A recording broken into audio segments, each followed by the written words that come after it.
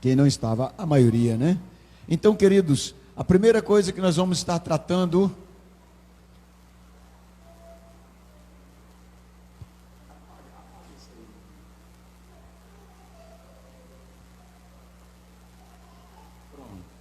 Pronto, deixa eu ver se agora vai. Pronto, agora vai. Na semana passada nós tratamos sobre a consciência. Então escute bem, queridos. Existe dois níveis. Ou existe a consciência, conforme diz, entre parênteses, né, a medicina, e conforme diz a consciência no mundo espiritual. Como assim, pastor? Como é que está dividido? É simples. A medicina diz que a consciência, ela é a condição do sistema nervoso central que ocasiona a caracterização precisa, o pensamento lógico e o comportamento coerente. Eu acho que até aí deu para entender. Como funcionam essas coisas, pastor? É simples. Você sabe o que é quadrado, o que é redondo. 2 mais 2, 4. E quando uma pessoa não sabe isso, quando é 2 mais 2, tem alguma coisa errada. O sistema central, o sistema nervoso central dessa pessoa não está mandando para o cérebro aquilo que deveria mandar, para que a gente seja ou tenha um pensamento lógico. Amém? Então você sabe definir as coisas, isso é um pensamento lógico, quando você sabe definir muito bem as coisas, preto, branco, pensamento lógico, não é só porque você está enxergando, mas é o pensamento. Medidas, por exemplo, você sabe definir o que é uma cadeira, o que é uma mesa, o que é, sabe? Então isso é um pensamento o quê? Lógico. Amém? E às vezes as pessoas só ficam nesse nível de pensamento. O nível de um pensamento lógico, um comportamento coerente. A maioria às vezes não tem esse comportamento coerente. Qual é o comportamento coerente? Espera aí. Vamos tratar sobre o pensamento coerente de um cristão. Amém? Segundo Coríntios 5,17, não precisa abrir não, diz assim: aqueles que estão em Cristo, nova criatura é, as coisas velhas ficaram para trás, e eis que se fez tudo novo. Amém? Qual é o pensamento coerente disso, pastor? É simples, que se eu estou em Cristo Jesus, eu sou nova criatura. Eu não posso pensar da mesma forma que eu pensava antes. Eu não posso agir da mesma forma que eu agia antes. Não posso, não devo. Amém? Se eu quero que coisas novas aconteçam na minha vida, o que eu tenho que fazer, irmãos? Eu tenho que fazer coisas diferentes. Porque se você fizer sempre a mesma coisa, você vai ter sempre os mesmos resultados. Ou não é assim? É. Mas se você quer ter coisas diferentes na sua vida, faça coisas diferentes, pense de forma diferente, tenha um comportamento coerente. Eu falei nessa manhã, hoje no culto aqui, sobre comportamento coerente em relação ao templo que você vem, ao lugar que você está, ao corpo que você faz parte. Ao corpo que você faz parte. O que é um pensamento coerente? Espera aí, poxa, se eu vou na igreja, ou vou ao templo, né? A gente sempre fala igreja, se eu vou à igreja, se Deus tem me abençoado, por que não? Por que não abençoar a obra de Deus? Por que não abençoar aquele lugar? Isso é coerência. A mesma coisa acontece o seguinte: talvez você mora numa família que tem lá alguns irmãos, e esses irmãos, talvez você ajude o tempo inteiro, porque tem um que está desempregado, está sempre sendo ajudado pelos outros. Aí no dia que ele consegue um trabalho, os primeiros salários dele é só para farra, sair com quem nunca deu nada a ele, passar noitadas na rua, e não paga nem um talão de água em casa, nem um talão de luz para ajudar. Você acha isso certo, irmãos? Você acha que essa pessoa está com um comportamento coerente? Não. Ele está com um comportamento até preciso? Também não. Por quê? Qual deveria ser o pensamento? Poxa, espera aí, tudo bem que eu estou na casa do meu pai, né, da minha mãe, mas espera aí, eu já tenho uma idade suficiente para poder estar produzindo alguma coisa, e agora que eu estou produzindo alguma coisa, eu vou também contribuir. Concorda? Eu vou ser coerente quanto a isso. Peraí, poxa, eu vou fazer alguma coisa porque agora eu tenho condição de fazer. Isso é coerência. Agora vamos olhar o outro lado, que é essa ciência espiritual, é a capacidade de analisar a nossa própria vida e o que acontece à nossa volta em um prisma espiritual. Agora vamos analisar em outro patamar. Espera aí, como eu era antes e como eu sou agora. Como eu era antes, com o meu tratamento com todas as coisas, e como eu sou agora. Como assim, pastor? Por exemplo, talvez você tinha até um trabalho legal, mas acabou metendo os pés pelas mãos e foi mandado embora, saiu. Talvez você não teve um comportamento coerente, se não teve um comportamento preciso, lógico, e você fez o que não deveria fazer, se empolgou, você ficou empolgado. Talvez era para começar, sei lá, poxa, num cantinho, abrir uma porta na tua casa, mas de repente você já começou alugando uma loja de 10 mil, de 5 mil e tal, pai, aí não funcionou. Aí você diz, poxa, eu estou devendo, fiquei devendo, estou devendo, porque qual o pensamento lógico? Eu estou devendo porque eu fiz uma coisa que não podia, para ter alguma coisa que eu nem ia precisar, eu acabei gastando o que não devia. Amém, queridos? Só que esse é o pensamento lógico. Agora, como é o outro lado, pastor? O outro pensamento sobre um prisma espiritual. Eu faço uma pergunta para você. Como é a tua vida espiritual? Como é o teu relacionamento com Deus? Como é a tua vida com Deus? Como é a tua fidelidade com Deus? Deus não é o dono do ouro e da prata? Deus não é um Deus de milagre? Gente, a gente tem que ser coerente. Espera aí, se eu sirvo um Deus de milagre, se eu sirvo, sabe, o Deus todo-poderoso, Jeová Jiré, aquele que provê, aquele que abre portas, aquele que abençoa, se eu sirvo a esse Deus, e tem alguma coisa na minha vida, na vida financeira principalmente, que está sendo podada, tem alguma coisa errada no mundo espiritual, eu vou olhar para mim. Por que eu vou olhar para mim? Porque Deus não erra, porque Deus não falha. Amém, queridos? Eu preciso analisar a minha vida financeira. Eu estou sendo fiel com Deus naquilo que compete para mim ser fiel? Estou sendo leal com Deus? Eu estou fazendo aquilo que eu devo fazer, que eu preciso fazer, como servo de Deus? Eu estou fazendo? Não, então tem alguma coisa errada no mundo espiritual. E tem pessoas se dando muito mal na vida, exatamente porque está enxergando somente no prisma horizontal e não vertical. Porque quando você conserta a tua vida espiritual, todas as outras coisas vai ser consertada. Amém? Quando você conserta a tua vida com Deus, olha, em casa você lê, Mateus 6,33 diz assim: buscar em primeiro lugar o reino de Deus e a sua justiça. Não é bíblico, não é no âmbito espiritual. Então você busca em primeiro lugar o reino de Deus, para que as outras coisas vão acrescentar na sua vida. Irmãos, vai acontecer milagre que você nem sabe de onde está vindo, porque Deus é assim. Amém? Então nós vamos agora para isso aqui, olha, o primeiro elo, que é o arrependimento. Pastor, eu quero mudança na minha vida. Lucas 15, por favor, Lucas 15, de 11 ao 24.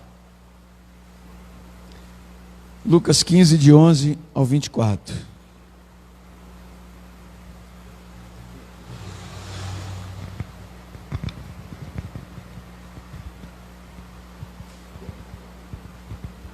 Glória a Deus. Amém, queridos?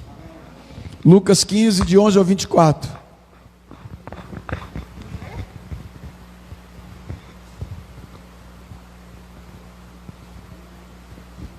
Diz assim a palavra do nosso Deus. Também disse: um homem tinha 2 filhos, e o mais jovem deles disse a seu pai: Pai, dá-me a parte dos bens que me corresponde, e lhes repartiu os bens. Não muitos dias depois, ajuntando tudo o que tinha, o filho mais jovem se foi para longe, para uma província distante. E ali desperdiçou seus bens vivendo dissolutamente. E quando havia gastado tudo, veio uma grande fome naquela província, e ele começou a passar necessidade.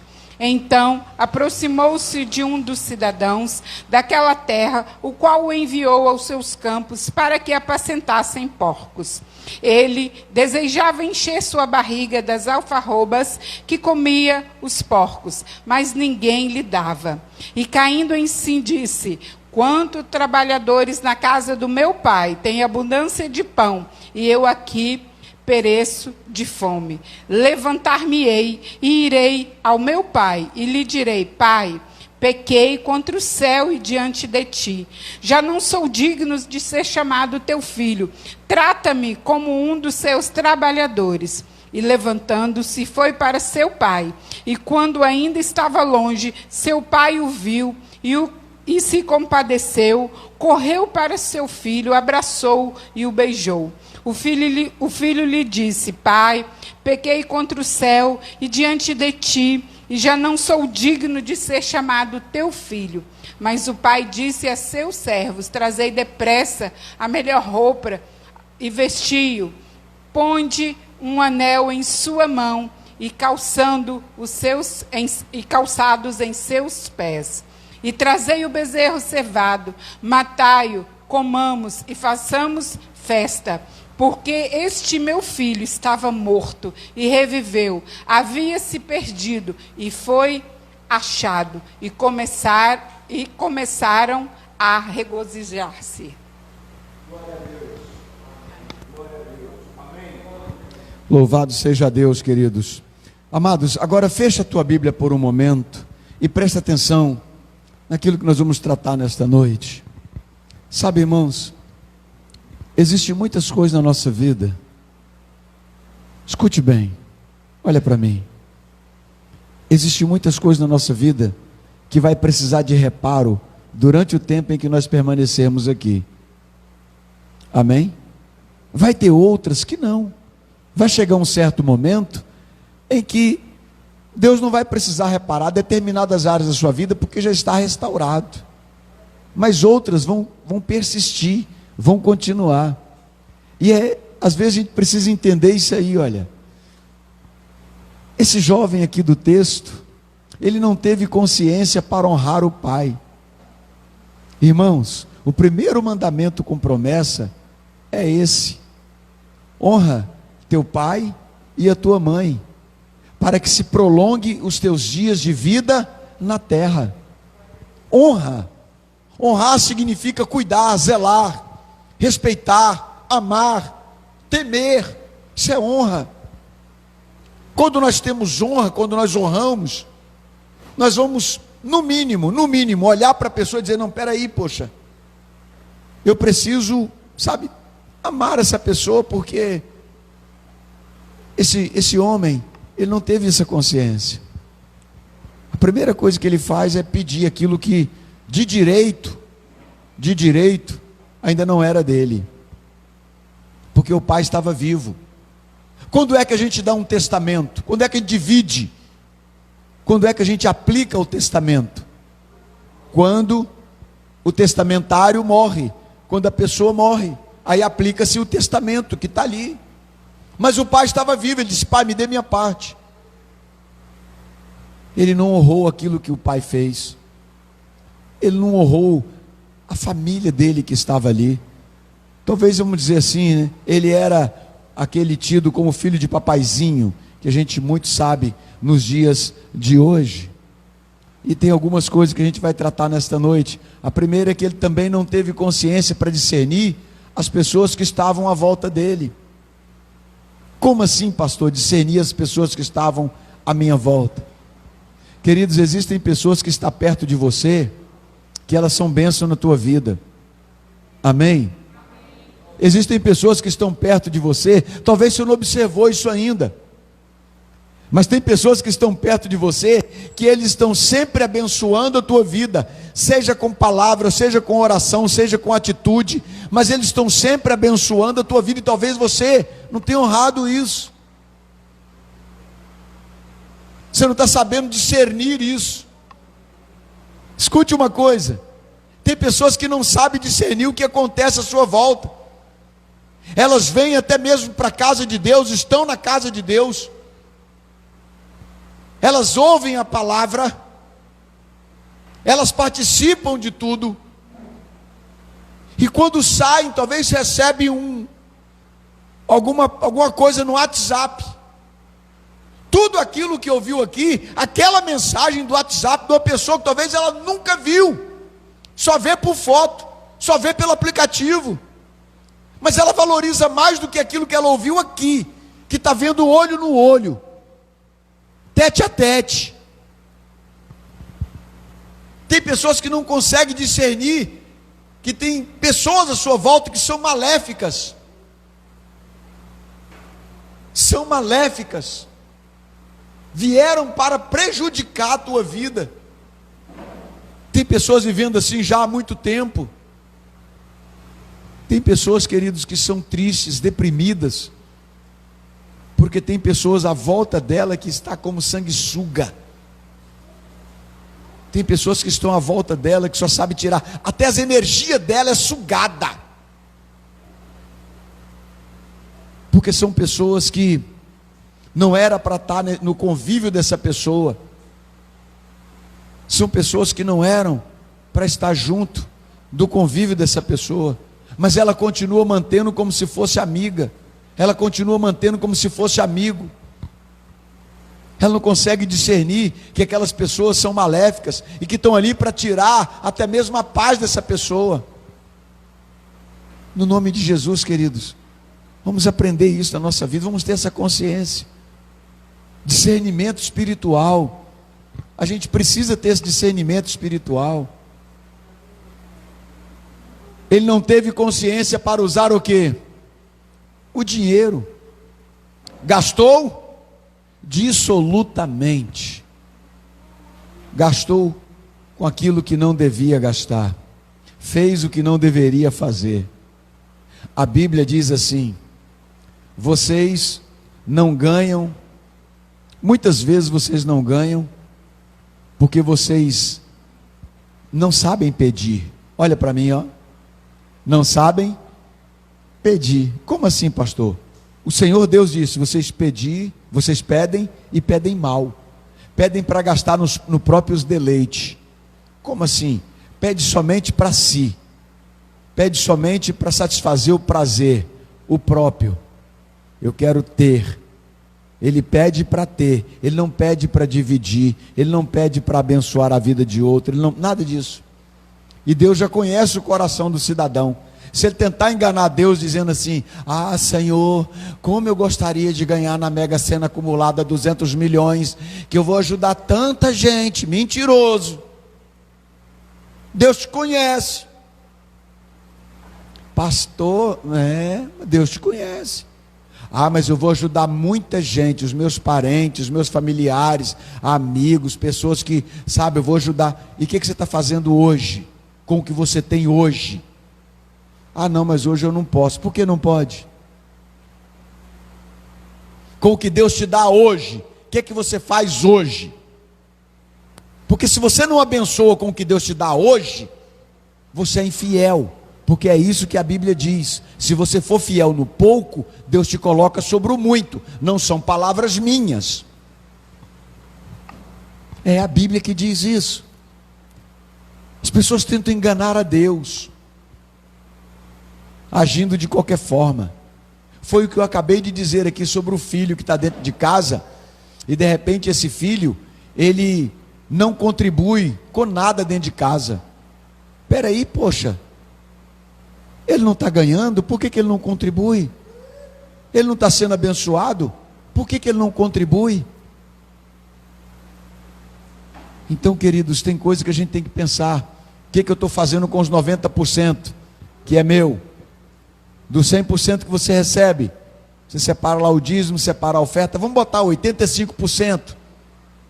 Porque você tira 10% da oferta, 5% do dízimo. Um exemplo. 10% do dízimo e 5% da oferta.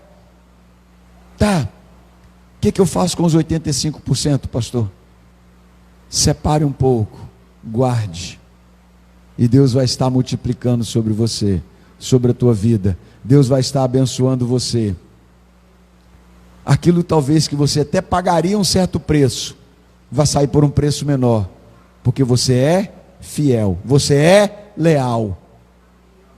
Aquilo que talvez você acha que nem aconteceria, Deus faz acontecer na sua vida. Porque você é fiel e leal.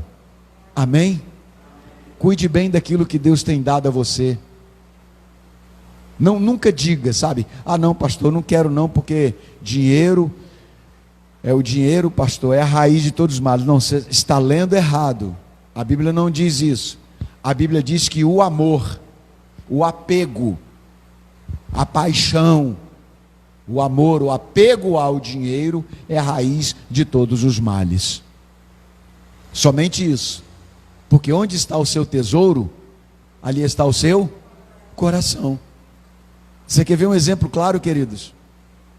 O mesmo dinheiro, olha, o mesmo R$100 que entra de oferta aqui, se a pessoa for na boca de fumo, ele compra droga, ou não compra? Ou não é o mesmo dinheiro? É o mesmo dinheiro. Qual é a diferença dos dois, pastor? Um está sendo usado para o bem e o outro para o mal, para a destruição. Você entendeu como é que funciona? É o amor, é a ganância a esse que faz você acabar se desviando, se pecando. Agora escute, queridos, enquanto não tivermos consciência do porquê as coisas estão acontecendo, não teremos mudança alguma em nossa vida. Amém? Enquanto você, mocinha, senta por favor. Obrigado. Enquanto você não tiver consciência, querido, escute bem, consciência, por que as coisas estão acontecendo na sua vida, as coisas não vão mudar. A partir do momento que você tem consciência, aí as coisas começam a mudar, porque você começa a pensar de outra forma. Eu vou citar um exemplo de uma pessoa que veio conversar comigo. Ela veio conversar comigo e ela disse: pastor, eu já não sei mais o que eu faço, porque lá em casa é eu para tudo. Olha bem, lá em casa é eu para tudo. Lá em casa, pastor, eu trabalho, eu ganho meu salário, o meu marido não trabalha, o meu marido não faz nada, ele não me ajuda em casa, ele não lava um prato, ele não lava um copo. Pastor, eu já não aguento mais. Essa pessoa começou a ter o quê? Ela começou a ter consciência do porquê as coisas estão acontecendo. Muita coisa dando errado. Ela falou: pastor, eu já não aguento mais, estou pulando fora. Eu falei: você já fez de tudo, pastor? Tudo que eu podia fazer. Inclusive, ele entregou a vida para Jesus, ele se batizou e nunca mais voltou na igreja. Por quê? Porque ele queria ganhar essa pessoa. Ele queria estar do lado dessa pessoa. Quando ele conseguiu, acabou. Ouvimos uma outra, ouvimos entre aspas, conversou com a pastora já há um tempo. Ela estava na igreja, conheceu, escute bem, conheceu uma pessoa, dizem que era missionário, um homem do reteté. Ela casou com ele, achando que ia ser a melhor coisa da vida dela. Foi a pior desgraça da vida dela. Ela engravidou e ele começou até a espancar ela. Ela largou dele.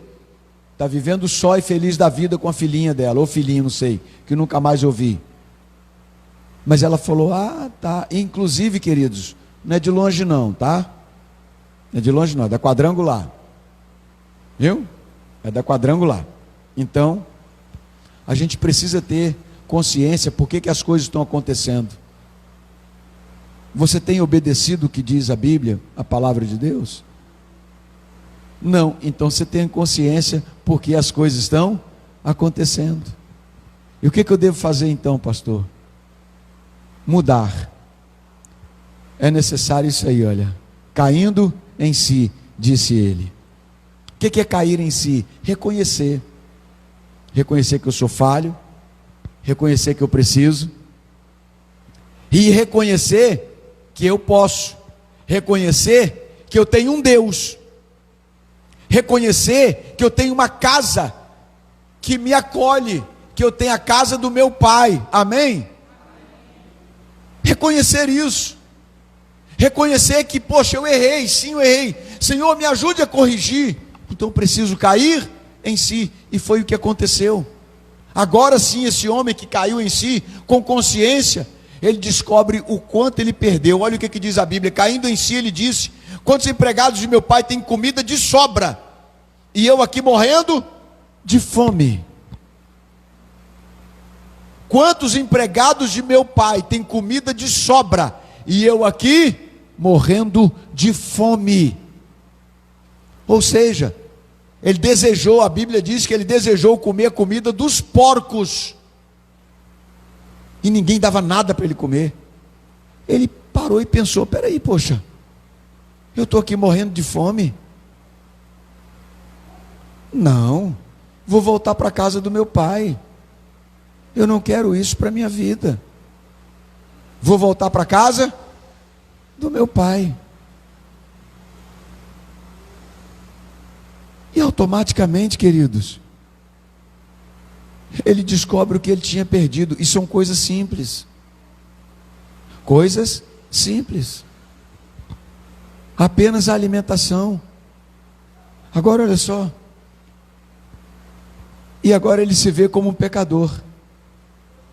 Como um pecador, diz assim a Bíblia: Eu me porei a caminho e voltarei para o meu pai, e dir-lhe-ei: Pai, pequei contra o céu e contra ti. É necessário a gente reconhecer, queridos. Esse reconhecimento é que vai trazer para nós a consciência. Em primeiro lugar, ele peca contra Deus, contra os céus. Quantas pessoas acham que não tem pecado contra Deus? Quantas pessoas, elas não têm essa consciência de dizer assim: poxa, Pai, eu estou em falho contigo, eu tenho pecado contra o Senhor. E depois ele olha na geral e vê que pecou contra pessoas. O que a gente deve fazer, pastor? Na consciência, com essa consciência que ele tem agora, querido, ele não se entrega ao estado de comiseração. Como assim, pastor? Colocar a culpa nos outros, sabe? Ele começa a colocar a culpa nos outros por aquilo que ele está enfrentando, por aquilo que ele está passando. Será que ninguém falou nada para ele? Quando ele estava para sair de casa, ninguém falou nada? Será que ninguém fala nada para você quando de repente você está para fazer determinadas coisas? Escute, olha para mim. Talvez você está para fazer determinadas coisas, a pessoa olha para você e fala assim: rapaz, não faz isso não. Olha, você está vendo que não vai dar certo. Olha, meu irmão, minha irmã, pensa um pouco, tenha consciência. Não é assim não? Tenha consciência. Meu irmão, tenha consciência. Rapaz, você agora é crente. Mulher, você é crente. Meu irmão, você é crente. Tenha consciência. Mas essa pessoa, cegamente, e quando dá com a cara nas paredes, ela começa a botar a culpa em quem? Em todos, menos olhar para ela e falar: a culpa é minha. Então, no nome de Jesus, procure ter isso, porque o resultado disso é festa, é alegria. Olha o que diz a palavra de Deus. Quando o filho se aproxima e diz assim, diz o pai, mas o pai diz assim: o filho disse: Pai, pequei contra o céu e contra ti, não sou mais digno de ser chamado teu filho.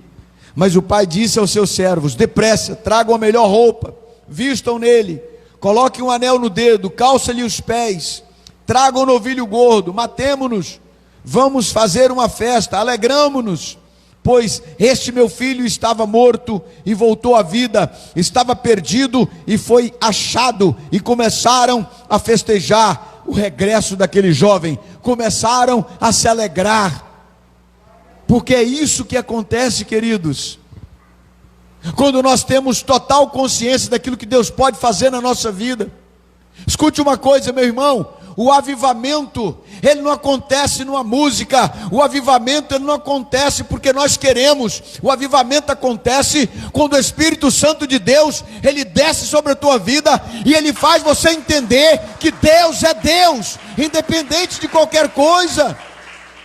O avivamento ele começa na tua alma, o avivamento começa na tua mente, na tua maneira de pensar, no teu coração. O avivamento vai trazer para você vida, e vida abundante. O avivamento de Deus começa em mim. Faz assim, o avivamento de Deus começa em mim. Eu sou responsável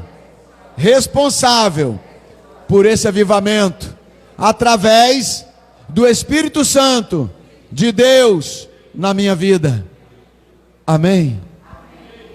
É o que acontece. Tem pessoas achando que o avivamento, sabe, ele é uma coisa assim, estrondosa, e vai haver um barulho. Não, isso aí é a volta de Cristo. Estrondo no céu, relâmpago do Oriente ao Ocidente, trombeta tocando no céu, isso é a volta de Cristo. O avivamento da igreja está no reconhecimento, na necessidade. Só vai haver o avivamento quando há necessidade de mudança, necessidade de alguma coisa, e é o que o Espírito Santo de Deus faz. Queridos, houve necessidade naquele lugar, inclusive necessidade de alimento. O povo estava enfrentando uma fome, necessidade de alimento. Por outro lado, aquele homem, aconteceu o avivamento na vida dele, porque ele reconheceu quem ele era, do que ele precisava. Ele precisava puramente se arrepender, puramente pedir perdão a Deus, porque ele tinha pecado contra os céus, e pecado contra o pai dele. Esse é o verdadeiro avivamento, quando você se arrepende daquilo que você está fazendo, e procura se orientar, procura ter consciência e voltar. Voltar significa: Pai, eu estou arrependido de tudo que eu fiz. Pai, eu sei que eu não mereço ser chamado de teu filho, me trate como um dos teus funcionários, dos teus empregados, Pai, mas eu quero voltar. E quando ele volta arrependido, acontece festa. Quando ele volta arrependido, acontece alegria. Quando ele volta arrependido, o avivamento está na vida dele, e todos participam com alegria, porque houve arrependimento. Você quer que Deus derrame o avivamento dele na tua vida, meu irmão? Amém? Você quer que Deus derrame do avivamento dele na tua vida? Então, no nome de Jesus, se arrependa. Não foi isso que o apóstolo Pedro estava pregando? Pedro estava no templo pregando, e naquele dia 3.000 pessoas estavam ali ouvindo a mensagem de Deus. Escute, queridos, o que diz a Bíblia? E eles perguntaram para ele: o que nós devemos fazer então? Qual é a nossa atitude? Pedro olha para eles e fala: arrependei-vos dos vossos pecados. Arrependei-vos. Porque é nesse momento que o avivamento desce, o Espírito Santo de Deus desce. Quem traz o avivamento é o Espírito Santo de Deus, queridos. Porque quantas vezes o avivamento acontecia no deserto, com profetas solitários, era o renovo de Deus sobre a vida dele, no momento de necessidade. Elias, por exemplo, teve esse avivamento espiritual na vida dele, quando ele pediu a morte. ele entra caminho no deserto, e ele deita e dorme, porque ele estava cansado, com medo, e ele queria morrer. Deus envia um anjo, Deus trata com a vida dele, dá alimento, e ele levanta, volta a dormir, e o anjo acorda e fala: come, e segue em frente, porque a viagem é longa. Deus traz um avivamento para a vida daquele homem, para o coração daquele homem. Então, no nome de Jesus, se você quer avivamento na tua vida, não importa onde você esteja, fazendo o que você está fazendo, arrependa-te dos teus pecados, se conserta com Deus, se conserta com Deus, e o avivamento virá sobre a tua vida. Vamos orar? Fica de pé no teu lugar. A você que está na live, participando conosco, que Deus te abençoe grandemente. Já vai encerrar agora, já está para cair a live. Então, que você tenha uma ótima semana, que Deus te abençoe poderosamente no nome de Jesus, em nome de Jesus, amém.